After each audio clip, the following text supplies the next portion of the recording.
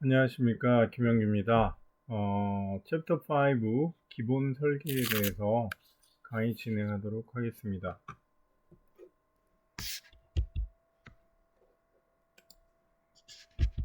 이번 시간에 학습할 내용으로는요, 기본 설계가 무엇인지, 시스템 모델의 정의, 시스템 특성 설정, 비용 효과 분석에 대해서 좀 살펴보도록 하겠습니다.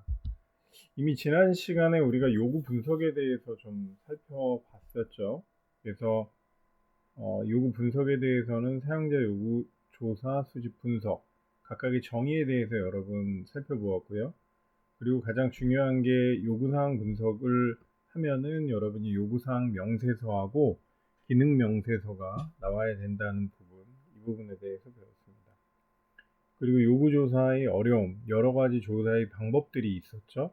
그 중에서도 의사소통 관련된 문제가 굉장히 어려운 문제 중에 하나였고, 또 요구사항이 계속 변하면은 스펙, 그 요구사항 명세가 바뀌고 명세에 따라서 개발을 진행하는데 모든 설계나 코딩, 테스팅의 방법들이 다 달라져야 되기 때문에 이런 문제점이 생길 수가 있습니다.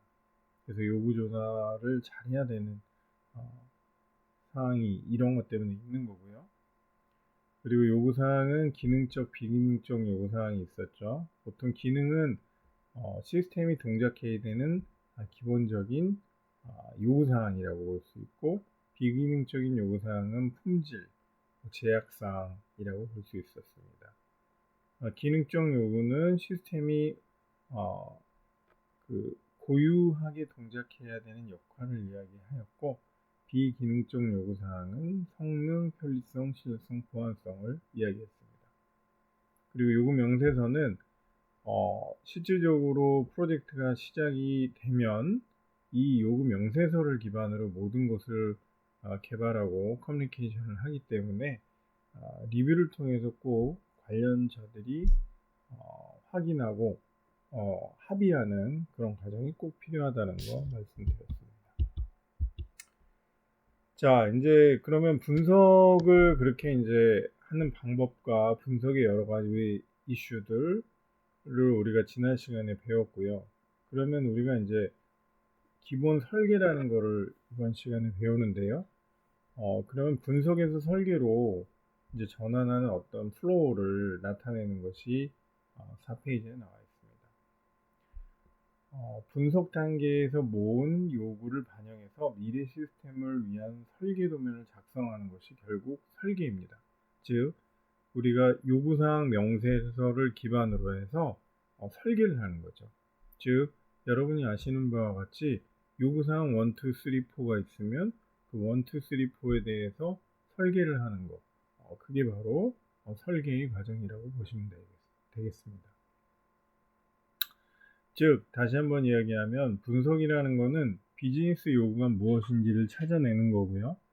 설계라는 것은 구현이 가능하도록 어떻게 시스템을 만드느냐, 아, 결국 어떻게 구현을 하느냐의 문제에 관련된 것이라고 볼 수가 있습니다. 그래서 분석을 통해서 설계를 해야 되는데, 기능적인 모델, 동적 모델, 구조적인 모델, 이러한 어떤 분석을 통해서 이루어지는 모델들이 있고요.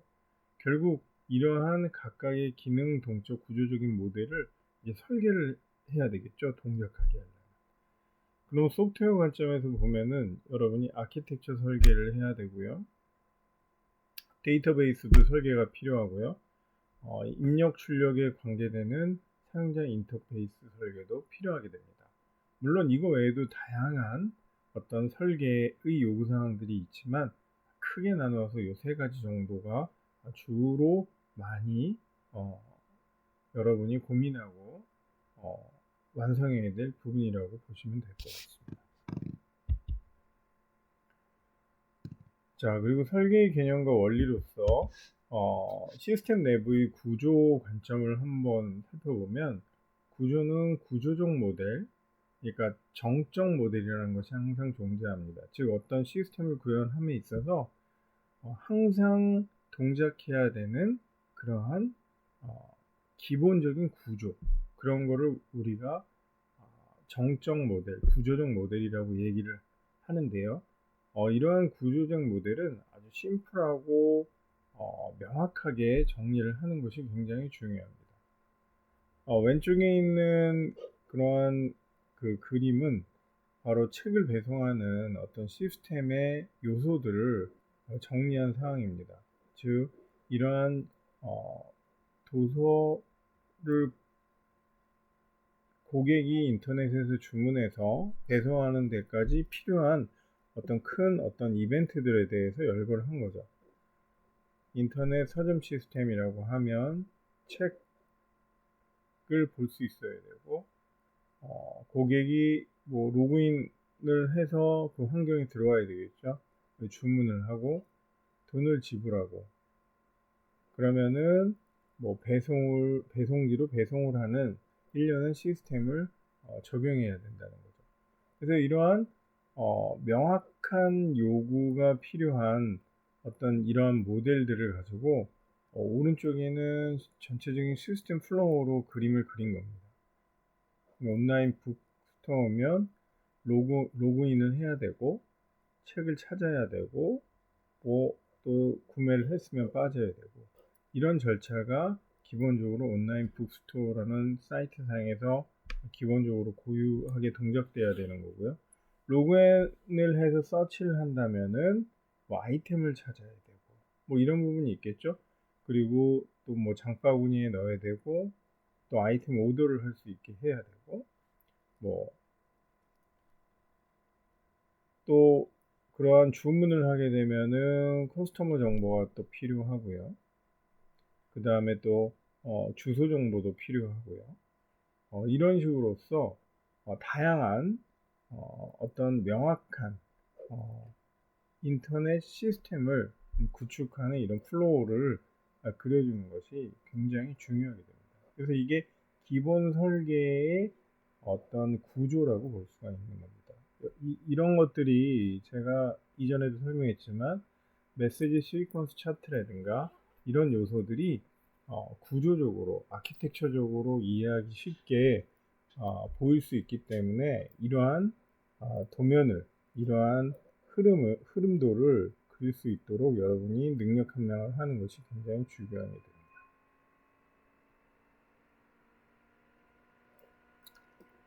자, 그래서 이러한 플로우를 그림에 있어서도 중요한 것이 뭐냐면 굉장히 복잡성을 최소화시키는 게 중요합니다. 누가 봐도 명확하게 인식할 수 있도록 그렇게 기본 구조를 잡는 것이 중요합니다. 그래서 단순화시키고 복잡함을 최소화시키는 것이 굉장히 중요하고요.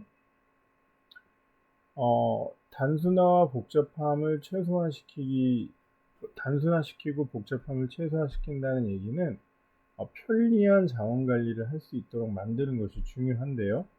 그렇게 하기 위해서는 모듈화, 여러분이 소프트웨어에서 다 들었던 내용인데요. 모듈화를 시키고 표준화를 시키고 컴포넌트화 시켜가지고 개발을 하면은 상당히 편리하게 유지 관리를 할 수가 있습니다. 오른쪽에 이제 나온 그림들이 이런 거죠. 회계정보 시스템 같은 경우는 굉장히 복잡해요. 그렇지만 실질적으로 절차적으로 해야 될 부분들을 모듈로 이렇게 나눈 거죠.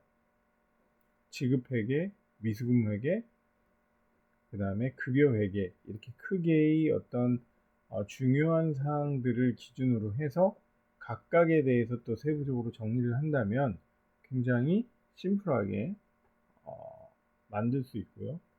그리고 실질적으로 이런 시스템을 구현하는 데 있어서 기본적으로 요 밑에 구조를 보면은 이벤트 핸들러의 매니저에 의해서 기본적인 동작이 이루어집니다.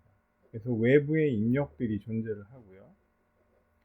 뭐 RFID 센서라든가 뭐 아니면 리더를 통해서 아니면 디바이스를 통해서 들어오고요. 각각의 입력들이 어떤 익스큐션 에이전트라는 것을 통해서 메인 코어 쪽에 컨트롤 스테이션 쪽에서 동작을 하게 해서 어떤 결과들을 전달해 주거나 아니면 다른 쪽에 커뮤니케이션을 하도록 하는 어떤 흐름을 나타내주는 블록들입니다. 그래서 이런 것들이 봐도 바로 모듈화가 돼 있죠. 그리고 표준화가 돼 있죠. 이런 표준들이 설정돼 있고 HTTP, 자바라든가 이런 것들이 표준화돼 있고 각각의 컴포넌트가 돼서 다 execution 에이전트들이 재사용할 수 있고 또 적절한 동작에 사용할 수 있도록 만들어 놓은 편리한 관리를 해놨다는 것을 여러분이 이 그림을 보고 알 수 있습니다. 그래서 설계를 할 때는 굉장히 심플하게 만드는 것이 중요하고 그 다음에 편리한 어떤 유지 관리를 위해서 모듈화하는 것이 굉장히 중요한 요소라는 것을 여러분이 이 장표에서 볼 수 있습니다.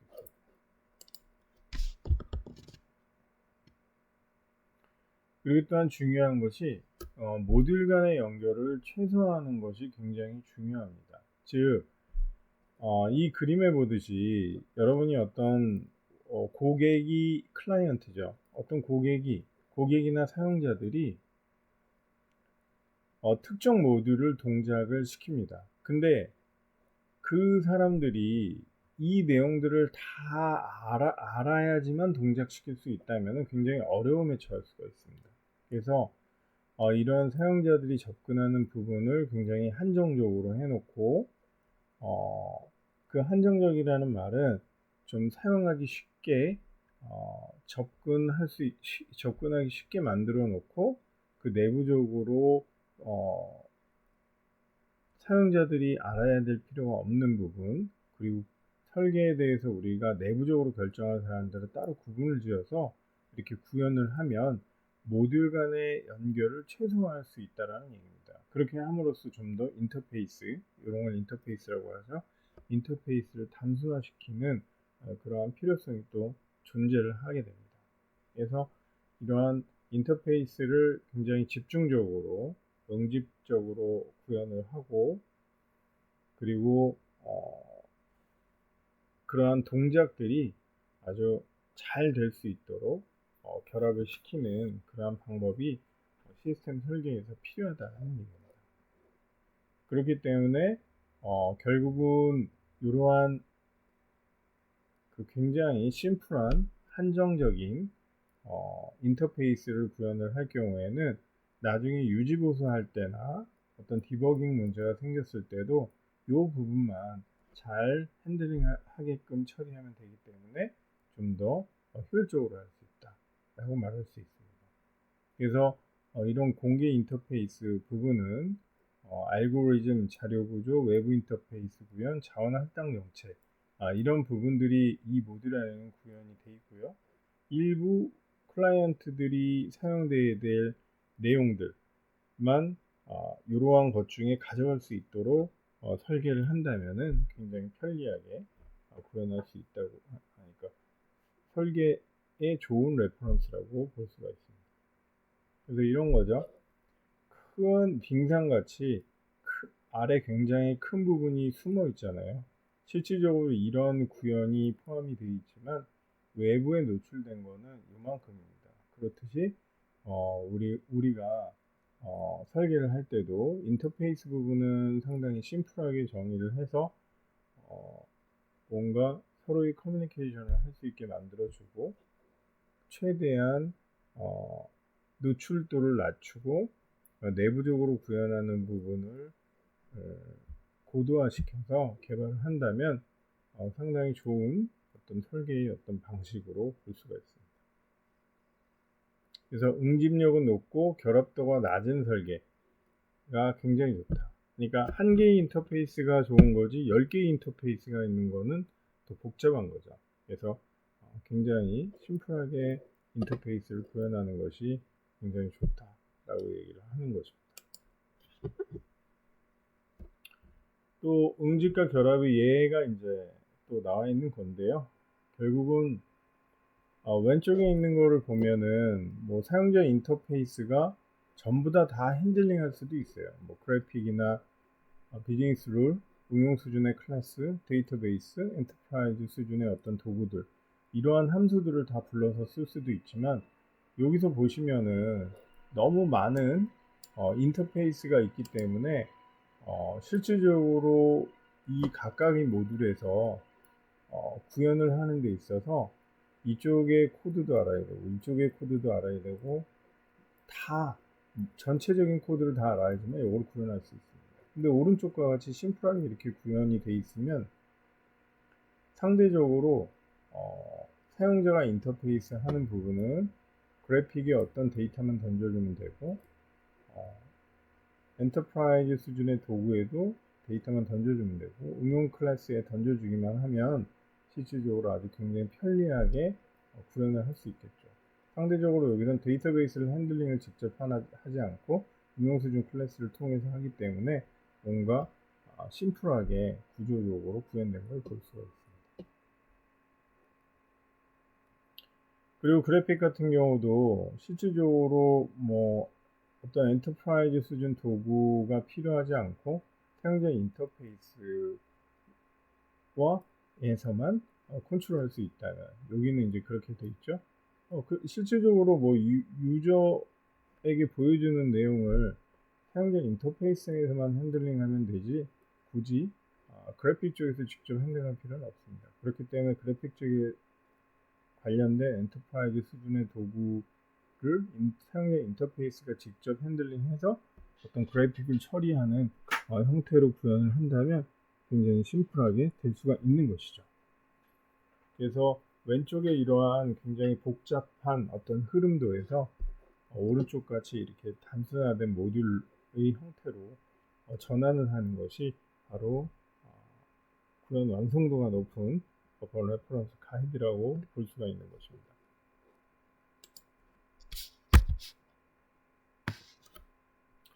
자, 이제 기본 설계, 여러분이 시스템에 대해서는 지금까지 배운 거는 결국 그거예요. 굉장히 모듈화를 시키고 단순화 시키는 것이 굉장히 이롭다.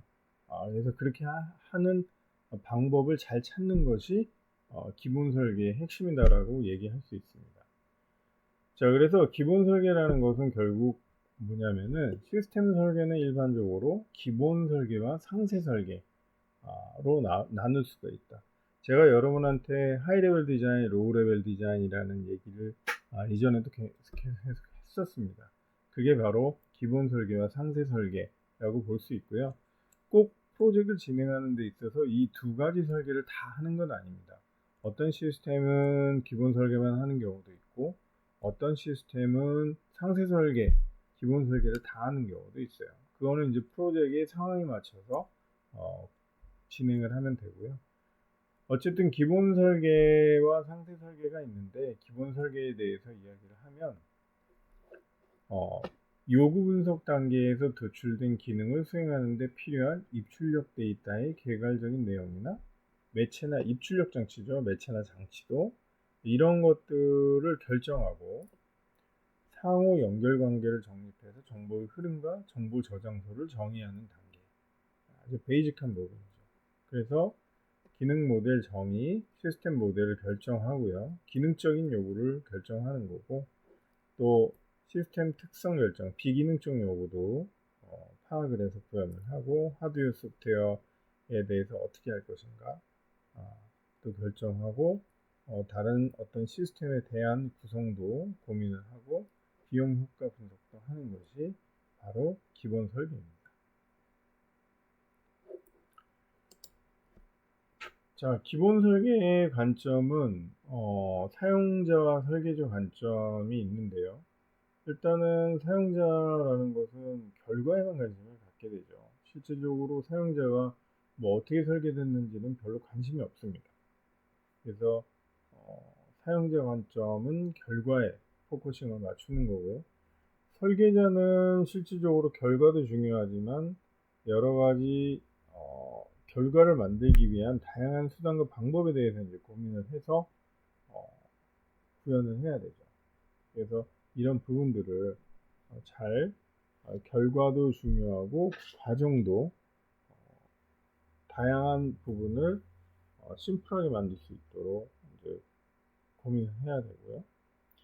그리고 기본 설계는 결국 개발 대상 시스템의 개괄적인 윤곽을 나타내 주는 겁니다. 기본 설계이기 때문에요. 그래서 이러한 기본 설계를 통해서 시스템 기능 요구 완성을 시켜 가는데요. 결국 이 완성을 시켜가는 단계를 보면 개별적 기본 모델을 분류를 해 놓고요. 결국은 이런 그림에서 보면은 각각의 모듈이 개별적 기능이죠. 이런 것들을 정리를 해 놓고 내부적 결속이라는 것은 서로 인터페이스, 데이터의 흐름이라든가 어떤 함수 호출이 어떻게 되느냐, 그런 부분들에 대한 연결도를 얘기하는 거고, 그 다음에 결국 개별적 기본 모델 안에도 여러 가지 기능적인 모델이 있을 거 아닙니까? 그래서 그러한 기능별 모델로서 구현을 하고요. 그런 것들을 전체적으로 정리를 하고 하게 되면 전체적인 시스템 모델이 되는 거죠. 그래서 아까 봤던 이런 거죠. 기능적 모델, 세부적인 모델을 하고 전체적인 것이 전체의 흐름적인 모델이 된다. 이러한 도면이 바로 그거를 잘 나타내고 있는 설계의 개념이라고 볼 수가 있습니다.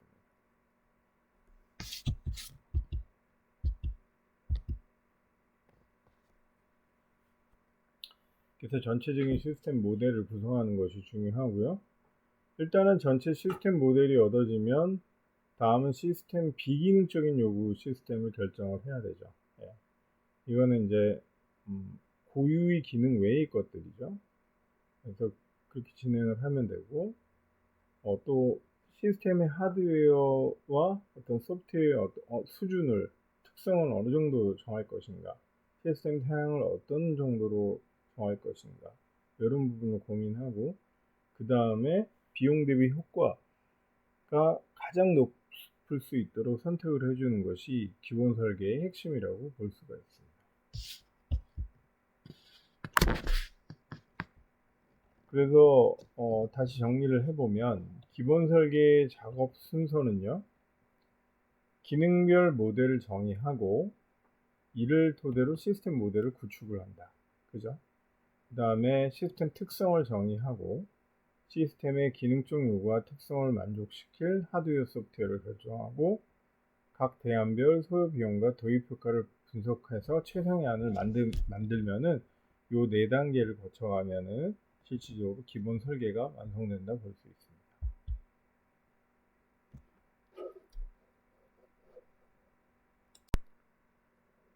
자, 다음은 시스템 모델을 설정하는 그런 흐름을 설명하는 장표가 있는데요. 시스템 모델은 결국 구현할 기능을 선정하고 출력 모델을 설정하고 입력 모델을 설정하고 데이터 모델 보관 사항을 또 결정해야 되기 때문에 파일이나 데이터베이스를 선정해야 되고 기능별 모델 통합을 시켜서 결국 시스템 모델을 결정하는 흐름을 가지게 되어 있습니다. 그래서 요구사항 분석을 통해서 도출된 기능들을 구현하고자 하는 기능을 선정하는 것이 가장 중요하고요. 시스템 모델 설정하기 위해서요. 그리고 결국은 모델에 어떤 기능들이 있으면은 어떻게 해야 돼요? 결국은 다음 흐름으로 플로우로 넘어가든지 실질적으로 디스플레이를 해주든지 이런 상태를 보여주게 됩니다. 만들어주게 되죠. 그래서 출력 모델을 설정해야 되고요. 출력을 만들려면 어떤 입력에 대한 정의가 있어야 되죠. 그래서 입력 모델을 설정해야 되고 이러한 입력 모델, 출력 모델 각각의 기능의 어떠한 블록들을 정보 흐름 화살표로 표시를 해서 전체적인 시스템 모델을 설정하는 것. 여기 바로 시스템 모델 설정이라고 볼 수가 있습니다.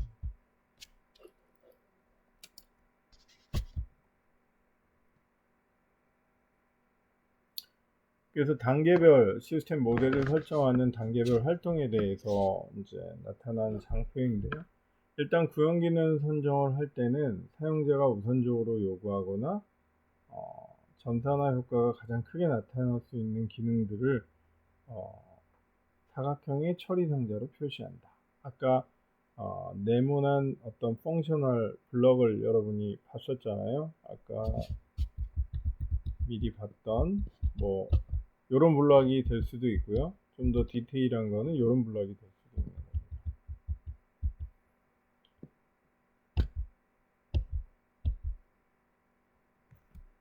그래서 사각형의 처리 상자를 표시한다. 출력 모델 설정.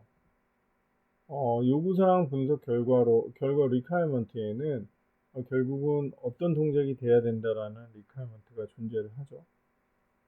그래서 우리가 출력할 내용과 그에 적합한 출력 매체를 결정하는 거죠. 뭐 모니터가 될 수도 있고 프린터가 될 수가 있고 뭐 어떤 뭐 근거리에 있는 화면, 원거리에 있는 화면 등등 여러 가지 요소가 될 수 있습니다. 그리고 입력 모델 설정, 출력을 생성하는 데 필요한 입력 데이터. 뭐 어떤 정보를 입력해 줘야지 뭐 나이, 성별, 이름 이런 걸 입력해 주면 뭐 출력이 나온다든가 이런 요구사항들이 있을 거 아니에요. 그래서 입력의 내용과 형태를 설정을 해야 되고요. 그러한 입력의 내용과 형태들이 결정되면은 어떤 저장 기능이 또 필요하지 않겠습니까? 저장이나 아니면 전달, 커뮤니케이션 할 필요가 있는 데이터의 형태가 돼요. 그러려면 그게 파일의 형태가 될 수 있다라는 얘기죠. 그래서 한 기능에서의 출력은 다른 기능의 입력으로 사용되기도 하고 경우에 따라서는 같은 기능을 반복적으로 사용합니다.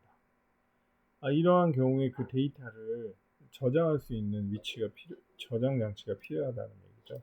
그래서 하드디스크나 보조기록 장치에 파일을 저장하는데 그게 파일의 형태가 될 수도 있고 아니면 데이터베이스의 형태도 될 수 있는 거죠. 그래서 그런 파일 모델을 설정하고요.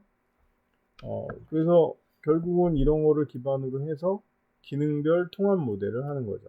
각 기능별 모델에서 공통으로 사용되는 입력 출력 파일 등을 매개체로 하여 각 기능별 모델로 서로 연결하면 보다 큰 단위의 기능 모델이 만들어지고 이런 과정을 반복하면 결국 시스템 모델이 만들어지는 거죠. 그래서 세분화시켜서 기능을 구분 보아서 시스템 모델을 설정한 다음에 이걸 붙이게 되면은 전체적인 어떤 시스템 모델이 만들어질 수 있다라는 얘기를 하는 겁니다.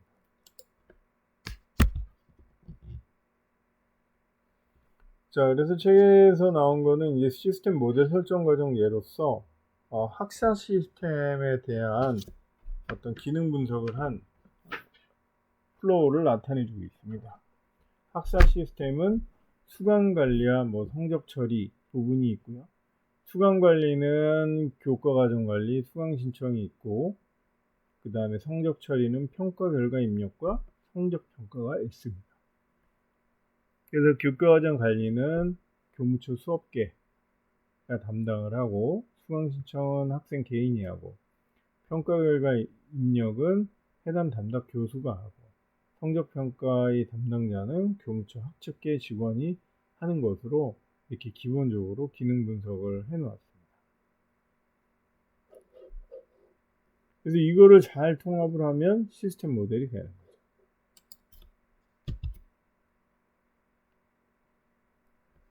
그래서 구현대상 기능 선정, 교과과정 관리라는 그러한 전체적인 큰 흐름을 만들어 놓고요. 출력 모델, 입력 모델, 파일 모델을 또 이제 구현을 합니다. 네, 출력 모델 설정은 뭐 교과과정 관리인 경우는 교과과정표가 되겠죠. 그래서 교과과정표 같은 경우는 뭐 학과별 배부형 인쇄할 필요도 있고 인터넷으로도 여러분이 교과과정을 검색을 할 수도 있겠죠. 그래서 그런 식으로 인터넷으로 하게 하면은 뭐 HTML로 어떻게 표현할 수 있도록 만든다라는 요구사항으로 정리를 해야 될 거고요.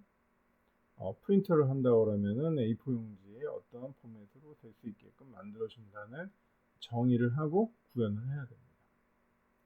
그 입력 모델 설정은 업무 담당자가 교과과정 변동 자료를 온라인 터미널로 입력을 해야 됩니다. 교과 과정이라는 것이 여러분 한 번 픽스되면 끝까지 가는 게 아니잖아요. 그래서 교과 과정 변동 자료를 입력을 해주며 교과 과정 관리가 일어나고 교과 과정 표가 만들어지도록 해야 됩니다. 그래서 요거에 대한 어떤 파일 모델 설정을 해보면 교과 과정 변동 자료를 입력을 해주면 교과 과정 관리가 설정이 되는데 이 교과 과정 DB에서 데이터를 가져오게 됩니다. 그런 다음에 그거에 대한 처리를 하면 교과 과정 표가 만들어져요. 그래서 뭐 오른쪽에 어떤 지금 기본적인 어떤 또 추가적인 사항을 좀 코멘트 해놨는데요. 시스템 모델에 대해서 연례적인 보안 수정 또는 다른 업무와 공용을 위해 DB 구축을 할 필요가 있다. 교과 과정 DB. 다른 시스템에서 이걸 쓸 수도 있죠. 데이터베이스 성장 고려해서 사이즈는 이 정도로 해야 되고 안정성을 고려해서 미러링 기능, 뭐 다른 쪽에서 이렇게 볼 수 있는 기능을 미러링이라고 그러죠. 그런 것들을 볼 수 있게끔 만들어 놓는다. 뭐 이런 요구 사항들이 추가될 수 있습니다. 그래서 이렇게 시스템 모델을 설정할 수 있는 거고요. 그 다음에 이제 수강 신청, 평가 결과 입력에 대한 부분을 이제 모델링을 한 거예요. 이게 모듈별로 시스템에 대한 어떤 플로우를 그린 거예요. 그래서 학과별 학생 개별 수강 신청을 하면 교과정 DB에서 불러와서 수강 신청이 되고요. 그 다음에 결국 수강 신청한 게 수강 신청 DB에 저장이 되겠죠. 각 학생들 개인별로 수강 신청한 내용이 달라지고 저장이 되고 신청 확인서는 수강 신청된 DB에서 불러오든지 아니면 수강 신청할 당시에 여러분이 확인할 수 있게 되는 거죠.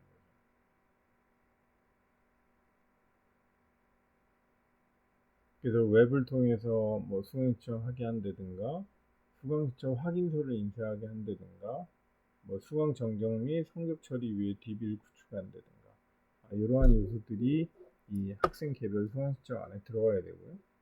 그 다음에 평가 결과 입력을 하면 확인서가 있어야 되고 평가 결과 DB가 있어야 됩니다. 웹을 통해 담당 교수별 평가 결과 입력. 저도 요거를 통해서 지금 시스템을 통해서 입력을 하고 이 DB의 어떤 DB 평가 결과가 DB에 저장이 됩니다. 그리고 확인서는 제가 출력을 할 수가 있고 사인을 해서 다시 제출하게 되어 있습니다. 그래서 이런 식으로 플로우가 구성이 되어 있고요.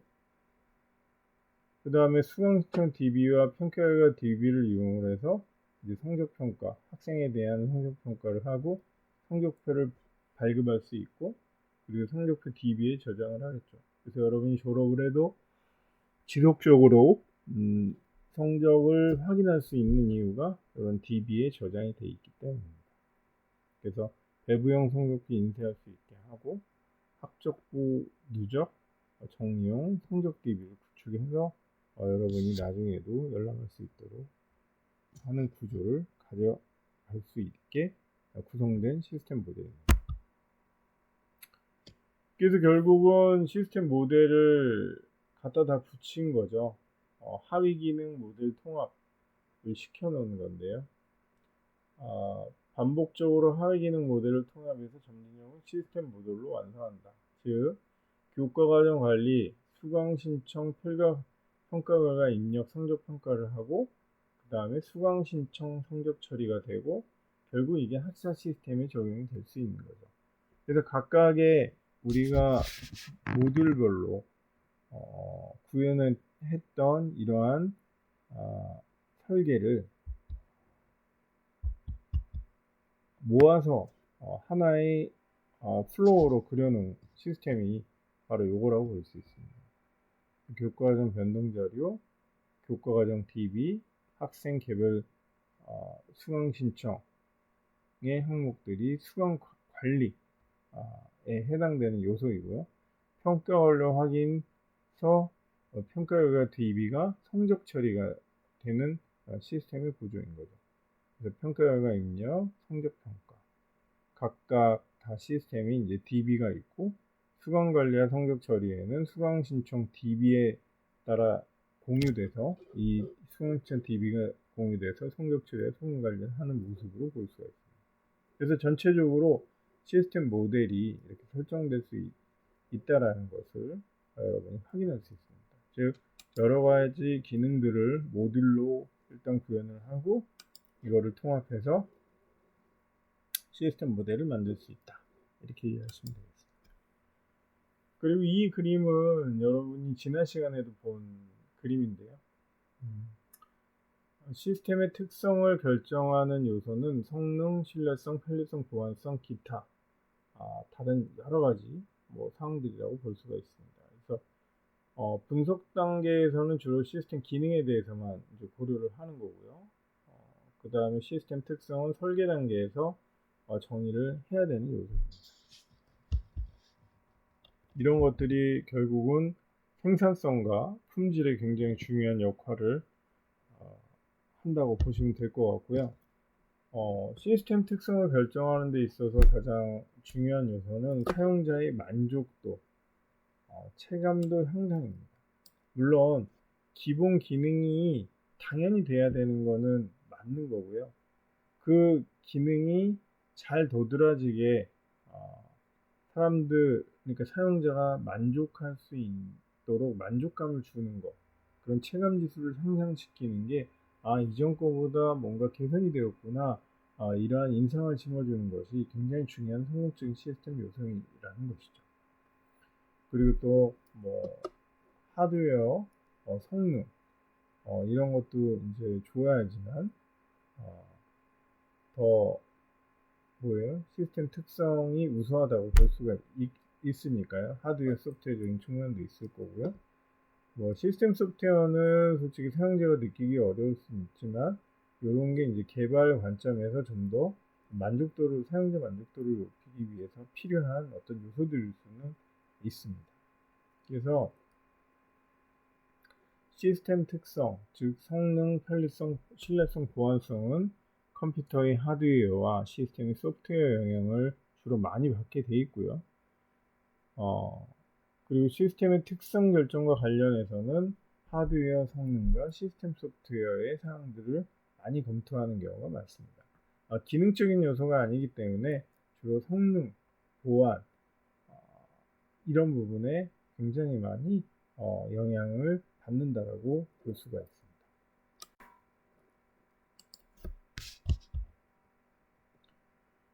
자, 그래서 시스템 특성을 결정할 때 우리가 하드웨어 검토를 할 때 이런 것들을 좀 고민해야 됩니다. 적용 업무에서 발생하는 최대 정보량을 제때 처리할 수 있는가? 굉장히 어떤 사용자가 사용하는 데 있어서 시스템이 느리고 느려서 응답이 늦게 된다면은 굉장히 답답함을 호소할 겁니다. 그러면 성능이 개선됐다고 시스템이 좋지 않다고 생각할 것입니다. 그래서 최대 정보량을 제때 처리할 수 있는가를 잘 계산을 해야 되고요.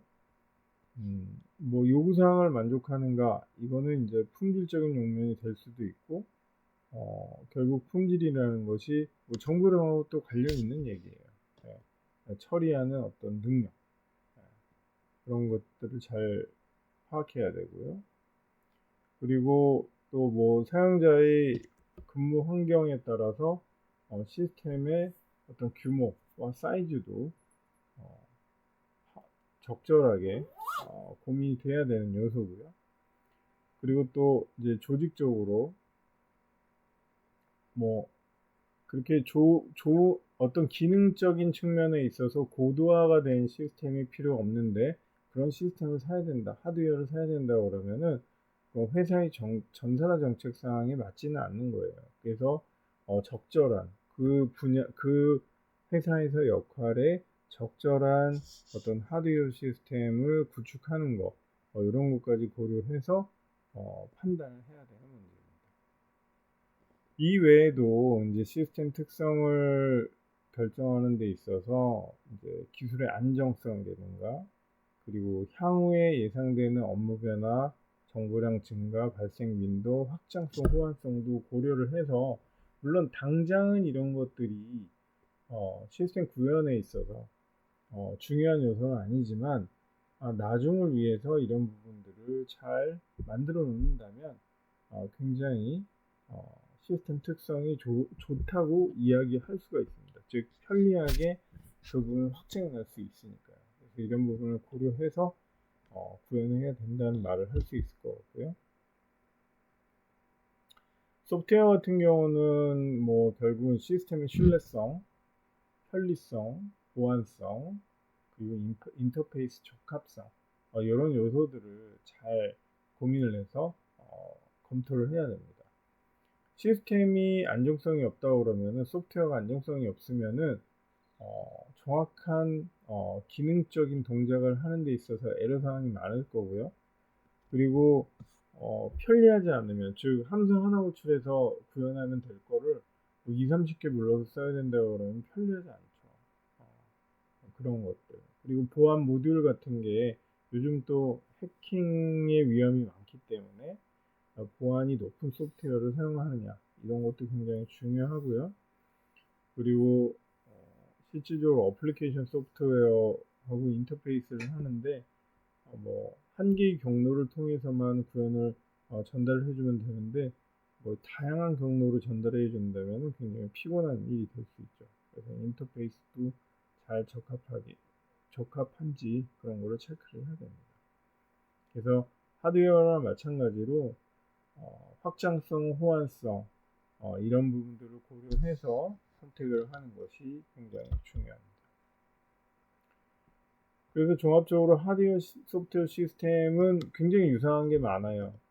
그렇죠? 그래서 그것들을 정리를 해보면 성능, 신뢰성, 확장성, 호환성, 사후 관리 및 기술 지원성 이런 것들을 고민해서 하드웨어, 소프트웨어를 결정하는 것이 중요하고요. 이런 요소들을 검토하고 서로 여러 사람들이 평가를 해서 한 사람이 평가하기보다는 여러 사람이 평가 항목을 가지고서 판단을 해서 가장 보편적이라고 이야기할 수 있는 그러한 데이터를 가지고서 선정을 하는 것이 제일 중요하다고 볼 수 있겠습니다. 그래서 항상 여러분이 설계를 하던 리퀘어먼트가 완성이 되면 리뷰를 한 다음에 서로 도장을 찍으라고 얘기를 하잖아요. 그런 어떤 회의체의 형태, 즉 리뷰의 형태가 굉장히 중요한 요소가 됩니다. 어차피 사람이 뭐 혼자서 모든 것을 결정하는 것보다는 여러 사람이 같이 판단하고 결정하는 것이 상대적으로 보편적일 수 있기 때문에 그렇게 할 수 있는 것을 이 프로세서 상으로는 권하고 있다고 보시면 될 것 같아요.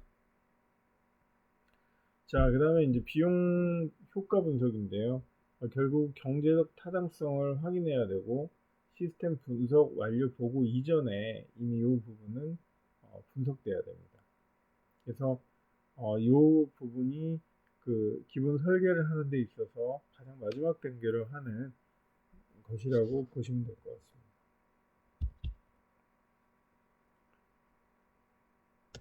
자, 그래서 기본적으로 이제 설계를 하는 데 있어서 여러 가지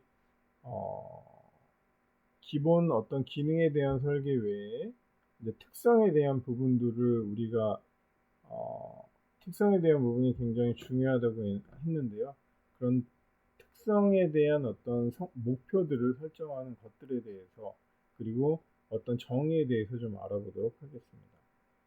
일단은 성능 목표에서는 반응 시간, 처리량, 메모리라는 그러한 키워드가 굉장히 중요하게 되는데요. 반응 시간이라는 거는 사용자의 작업 요청 후 해답이 얼마나 빨리 이루어지는가. 이런 평가 항목들이 존재합니다, 여러분. 보통 시스템을 구현하면 얼마나 빨리 응답 속도가 되는지 그런 부분을 체크하는 부분이 있고요. 처리량, 시스템이 정해진 시간에 얼마나 많은 작업을 처리하는가. 이것도 이제 응답 지연 이런 것에 이제 관련되는 문제일 수도 있죠. 메모리, 시스템이 실행하기 위해 요구되는 기억 공간, 최소 메모리 사양, 뭐 이런 것들이 있잖아요. 그런 부분이 어떤 성능에 대한 목표를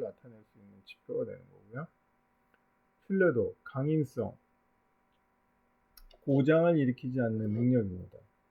굉장히 중요한 능력이죠. 신뢰성, 지정한 동작과 예상 동작과의 차이. 신뢰성이 100이면은 완벽한 시스템이죠. 가용성,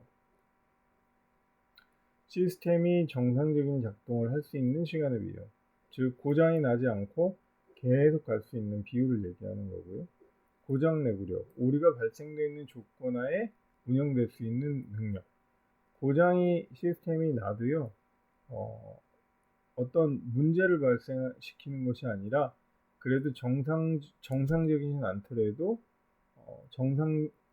비정상적이지 않은 상태로도 동작되는 그러한 상태를 얘기하는 겁니다. 그래서 고장이 발생해도 얼마나 운용이 될 수 있느냐, 이런 부분을 이야기하는 거고요.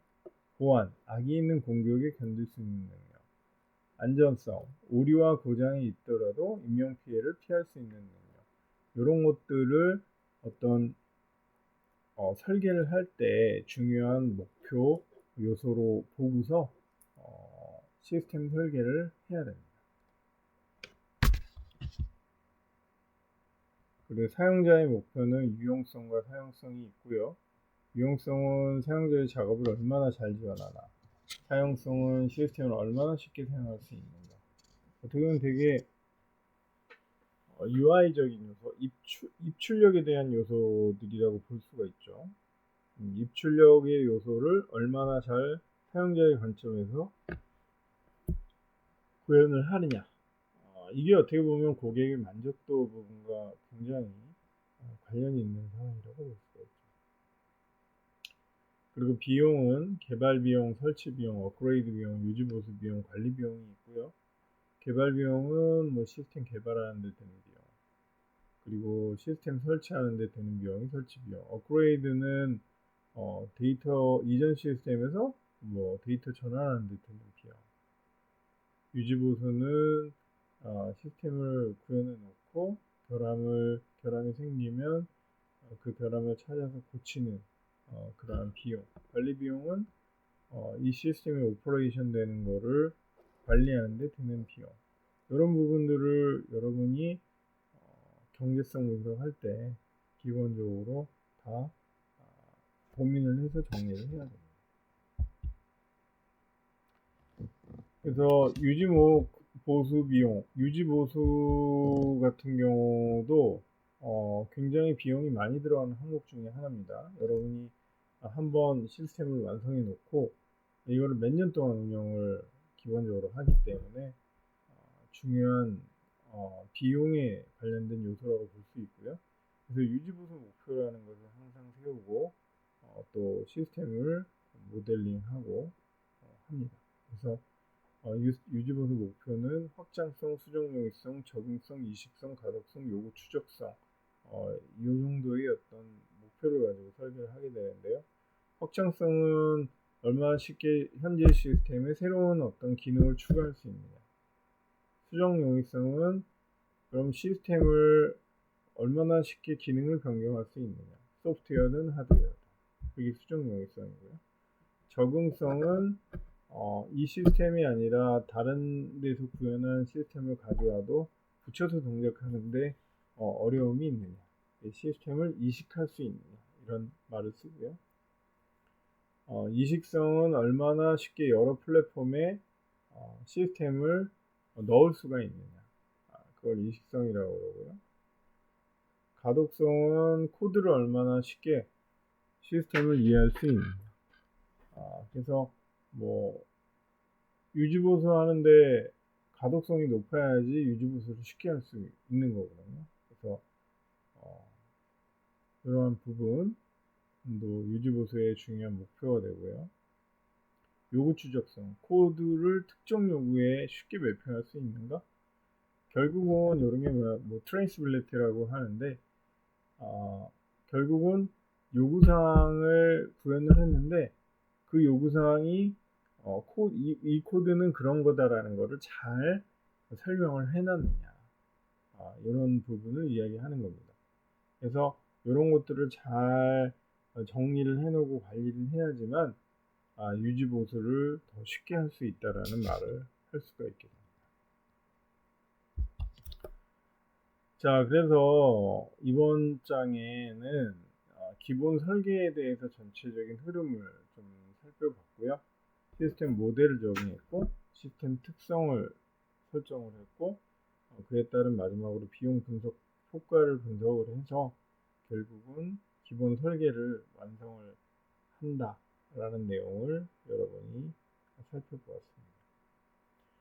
자, 그래서 기본적으로 아직 여러분 시험 문제는 제가 내진 않았는데요. 결국은 이제 차주 정확히 얘기하면은 며칠이죠? 10월 29일 날 여러분한테 이제 여러분 9시 반에 시험을 보기로 했고요. 그리고 여러분이 10월 28일 밤 12시까지 각 그 챕터별 최소 5장 이상 여러분이 내용을 정리를 해서 요약 공부하라는 얘기입니다. 요약 정리해서 저한테 메일을 꼭 보내주시고, 메일을 보내실 때는 제가 설정한 규칙 있죠. PDF로 꼭 보내달라는 것과 학번하고 이름을 써서 꼭 그 파일 이름에 학번하고 이름을 써서 보내달라는 거, 그리고 파일을 한 개로 해서 보내달라는 거, 그 요구사항이 있었습니다. 그래서 그렇게 해서 저한테 메일을 보내주시면 될 것 같습니다. 그리고 뭐 제가 수업 시간에 강조했던 내용들 위주로 시험 문제는 나갈 거고요. 뭐 여러분이 그러니까 중요한 것은 이 전체적인 흐름을 잘 이해하는 것이 굉장히 중요합니다. 이게 이제 어떻게 보면은 절차기 때문에 외울 것도 많지만 당연히 어떤 포인트에서 어떤 것을 해야 된다라는 그러한 흐름을 여러분이 명확히 이해하시면은 뭐 누구나 다 시험을 다 잘 볼 수 있을 것이라고 생각을 합니다. 예, 여러분 뭐 거의 1시간 정도 됐네요. 1시간 동안 수고 많으셨고요. 다음 주에 뭐 시험 공부 열심히 해서 시험 잘 볼 수 있도록 하시기 바랍니다. 네, 수고하셨습니다.